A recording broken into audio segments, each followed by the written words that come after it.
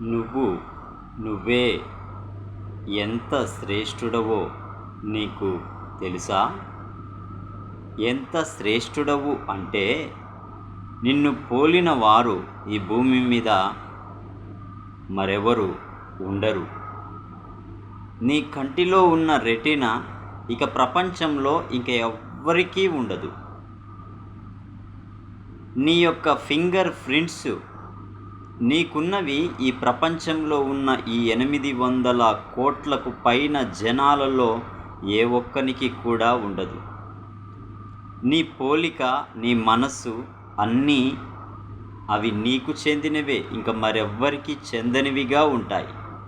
అంతేకాదు, ఇంకొక గొప్ప విషయం ఏంటంటే నీవు దేవుని యొక్క ప్రతిరూపానివి, దేవుని పోలికలో చేయబడిన వ్యక్తివి అని మరవకు.